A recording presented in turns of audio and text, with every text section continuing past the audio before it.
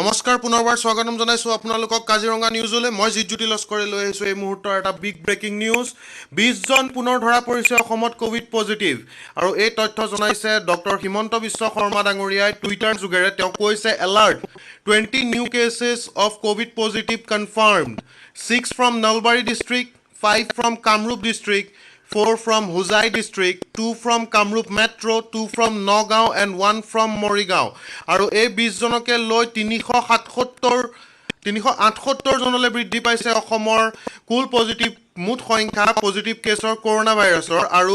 ইয়াৰে এক্টিভ হৈ আছে 314টা কেছ আৰু ইয়াৰে 57 জন আৰোগ্য হৈ উঠিছে এই মুহূৰ্তৰ এটা বিগ ব্ৰেকিং নিউজ যে পুনৰ 20 জন ধৰা পৰিছে কোভিড পজিটিভ অসমত আৰু ইয়াকে লৈ অসমৰ মুঠ সংখ্যা 378 জনলৈ বৃদ্ধি পাইছে আৰু এই 20 জনৰ ভিতৰত 6 জন নলবাৰীৰ বুলি কৈছে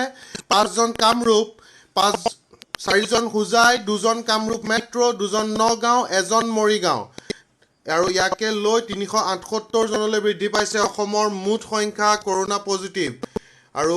এই মুহূৰ্তৰ এটা বিগ ব্ৰেকিং নিউজ যে 20 জন পুনৰ ধৰা পৰিলে কোভিড পজিটিভ অসমত